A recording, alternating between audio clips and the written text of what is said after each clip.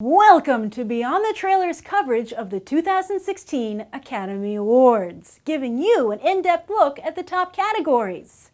Best Actress is another one of those categories that seems to already be decided, but there's still a lot of gossip about whose career is on the way up and maybe who's on the way down.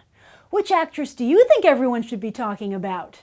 You can voice your opinion in Beyond the Trailers' annual Oscar poll. The link is in the video description. And right now, let's take a look at the nominees for Best Actress. Cate Blanchett, Carol. Some actors always get nominated, and some types of roles always get nominated. And Cate Blanchett and Carol represents both of those constants. In fact, while Carol has failed to become the Oscar frontrunner it was initially expected to be, Harvey Weinstein has brilliantly repositioned it as an actor's picture, with nominations for both his leads. And even more of a coup, he was able to get them into separate categories, even though many argued that Rooney Mara was a lead as well. But while Mara might be a lead in the actual film, overall Carol is very much Blanchett's show. Not only did she have Oscar buzz first for the picture, but having tried to get the movie made for years, she's also one of its executive producers. In fact, Blanchett has been trying to get this movie made since 2012, when a lesbian romance probably did seem more cutting edge. But after Orange is the New Black and Blue is the Warmest Color, not to mention celebrities like Jodie Foster, Ellen DeGeneres, Ellen Page, Kristen Stewart, Cara Delevingne, and Carol's own Sarah Paulson, today's Carol seems as antiquated as its time period.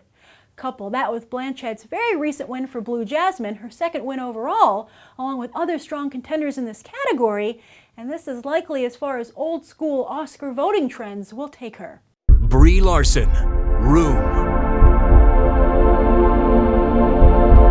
While the Academy might as well engrave DiCaprio's name on the Best Actor Oscar right now, they could also totally do Brie Larson's name on the Best Actress Oscar. Like DiCaprio, her Oscar march has included wins at the Golden Globes and the SAG Awards. But to be honest, just as fellow Golden Globe winner Matt Damon poses some small threat to DiCaprio, Larson has a little bit of a small threat in this category from industry and fan darling Jennifer Lawrence. More on her momentarily. But as for Larson, this is a spectacular turn of events after she failed to earn any nominations, much less wins, for her universally praised performance in 2013's Short Term 12. Her follow-up role in The Gambler fizzled along with the movie, and the only coverage she was really able to score was as Shailene Woodley's best friend. In that cover story, Larson bragged she went to farmers markets just so she could hear people say no to her. But then shortly afterwards, the producers of Terminator Genisys also said no to her for the role of Sarah Connor. And while that actually worked in her favor, even still, maybe Larson shouldn't do interviews. Anyway, she hasn't stuck her foot in her mouth yet during Room's awards campaign, and she did land a lead role in another blockbuster, Legendary's Kong Skull Island. I'm sure that movie would love to boast an Oscar winner, and it looks like they're going to get one. Jennifer Lawrence, Joy. As I said with Cate Blanchett, there are some actors who just get nominated, and Jennifer Lawrence has become one of those actors. At just 25, this is her fourth Oscar nomination, and she already won in 2013 for Silver Linings Playbook. Only Meryl Streep has been nominated with such regularity, yet Streep waited until much later in her career to get political. In stark contrast, Lawrence has already taken a stand against pay equity that sort of backfired and annoyed fanboys with her obvious reluctance to continue playing fan-favorite character Mystique. Then, even Lawrence's most staunch supporters had trouble defending her at this year's Golden Globes, where she not only berated a foreign reporter backstage, but beat out more inventive nominees Melissa McCarthy and Amy Schumer for Best Actress in a Musical or Comedy. After all that, Lawrence is surely hoping she doesn't win, just as she did last year when she, along with everyone else, feared she'd beat out Lupita Nyong'o for Best Supporting Actress. Talk about white actress problems! Please don't give me the Oscar! And this problem isn't going away anytime soon, as she has films with Steven Spielberg, Darren Aronofsky, and The Imitation Game's Morton Tildum lined up next. Charlotte Rampling, 45 years. Charlotte Rampling's very first Oscar nomination at 70 was a very pleasant surprise, until it wasn't. See, shortly after this year's Oscar nominations were announced and yet another whiteout was revealed, the UK actress made the wrong kind of headlines when she said the complaints were racist to white people. Yeah, that's how you trend on Twitter for hours in a bad way.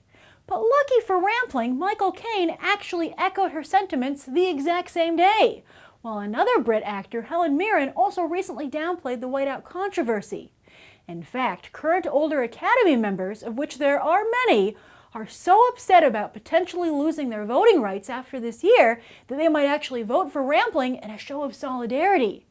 And those older voters, by the way, are also pretty much the only people who've actually seen 45 years, as this is the only awards show to nominate Rampling for the film. Saoirse Ronan, Brooklyn. Well, if you are going to turn down the role of Scarlet Witch, this is the best possible outcome to hope for. Yes, with this nomination, no one can blame Ronan for breaking Joss Whedon's heart, as she was his first choice for the role that ended up going to Elizabeth Olsen, who doesn't have an Oscar nom. As for Ronan, while she might be best known to moviegoers for her more commercial turns in The Host and Hannah, she's built up a nice little respectable resume working with Peter Jackson, Peter Weir, Neil Jordan, and Wes Anderson. And while Brooklyn doesn't boast a named director, John Crowley was not one of the film's many nominations, it's the kind of actress-centric film Academy voters love. The film rests squarely on the shoulders of Ronan's performance, and since it's always hard to fill the female categories, the odds were always in Ronan's favor for at least a nomination. And while she almost definitely will not win, this nomination means she'll be vying with fellow nominees Lawrence and Larson for prestige roles going forward. And those are the 2016 nominees for Best Actress. And while the Academy might have its heart set on Larson, who are you rooting for? Be sure to leave your comments down below, as well as vote in Beyond the Trailer's annual Oscar poll via the link in the video description. I'm Grace Randolph, and I hope you'll check out the rest of BTT's Oscar coverage right now.